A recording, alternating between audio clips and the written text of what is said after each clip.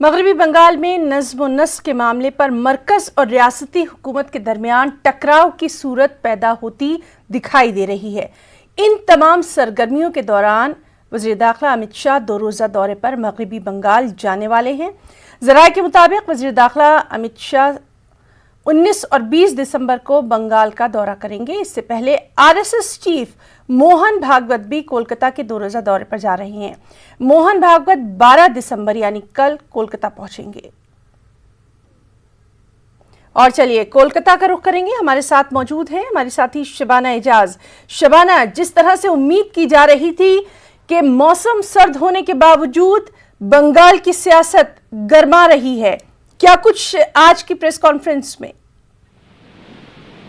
बिल्कुल, जिस तरह से बंगाल असेंबली इलेक्शन सामने है और दोनों ही पार्टियां, बल्कि हम कह सकते हैं कि तमाम सियासी जमातें, जिनमें बीजेपी और टीएमसी जो है बिल्कुल सरगर्मी के साथ मैदान में है और एक दूसरे पर जवाबी बयानबाजी का जो सिलसिला है वो देखने और सुनने को मिल रहा है। तो एक बार फिर आज वही देखने को मिला, जिस तरह से गवर्नर ने दो टोक लफ्जों में कहा है कि ममता बनर्जी बंगाल में जो कानून की व्यवस्था है, जो लॉ एंड ऑर्डर की जो सूरत हाल है, उसे संभालने में नाकाम रही है और उन्हें उसका जवाब देना पड़ेगा।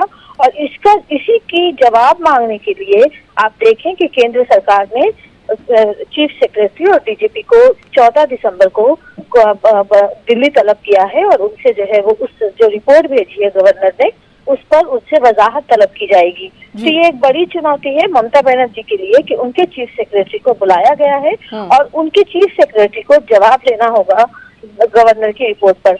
साथ ही साथ आपको याद होगा कि ममता बनर्जी ने गुज़िश्ता दिनों एक बनगांव के अपने जलसे में कहा था कि बंगाल की फिजा को खराब की जा रही है, बाहर से बाहरी लोगों को बीजेपी बाहरी लोगों को बंगाल ला रही है, बाहरी गुंडों को लाया जा रहा है और उन्होंने साफ तौर पे कहा था कि आरएसएस के लोग बंगाल आ रहे हैं। तो ऐसे में ममता बनर्जी जिन्होंने जो कहा था उसका जवाब हमें देखने को मिल रहा है कि बिल्कुल ममता बनर्जी का ये बयान देने के 2 दिन बाद ही मोहन भागवत जो आरएसएस चीफ है वो कोलकाता आएंगे और कोलकाता में वो मुख्तलिफ प्रोग्रामों में शिरकत करेंगे।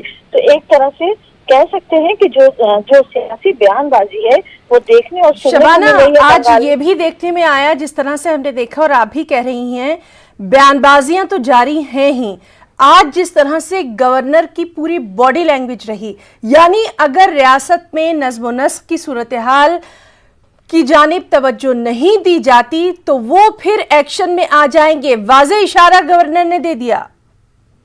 बिल्कुल, ये सवाल पिछले दिनों सुनाई दे रहा था कि बार बार ये सवाल किया जा रहा था कि क्या बंगाल में सदर राज नाफिज हो सकता है और क्या होगा, और उसके बाद जो है वो बंगाल असेंबली इलेक्शन रियासत को फेस करना पड़ेगा।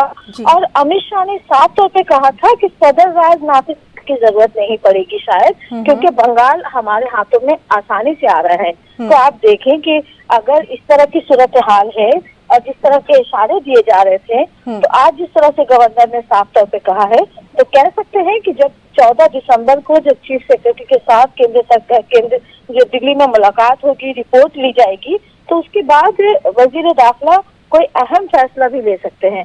और बंगाल में जो आइंदा साल अप्रैल और मई के महीने में कह सकते हैं कि असेंबली इलेक्शन होने हैं, तो ऐसे में असेंबली इलेक्शन से पहले बीजेपी की रणनीति क्या होगी और किस तरह से बंगाल की सियासी फिजा को हमवार करने के लिए बीजेपी अगला कदम उठाएगी, उसको देखना और समझना होगा। जी शबाना, गवर्नर साहब की प्रेस कॉन्फ्रेंस के बाद क्या वहाँ ममता बनर्जी की तरफ से या उनकी पार्टी की तरफ से किसी तरह का कोई बयान सामने आया? देखिए, अभी तक कोई बयान सामने नहीं आया है और उम्मीद की जा रही है कि शायद पार्टी की तरफ से कोई एक कहा जाए कि हो सकता है वजीर आला ममता बनर्जी एक प्रेस कॉन्फ्रेंस भी करेंगी, लेकिन इसके ताल्लुक से भी अभी वाज़ेह तौर पर कुछ कहा नहीं गया है। लेकिन जो बयानबाजी का सिलसिला है वो जरूर तो बहरहाल वहाँ के हालात पर लगातार हमारी नजर बनी हुई है। शबाना एजाज, बहुत बहुत शुक्रिया आपका तमाम तर तफसीलात के लिए।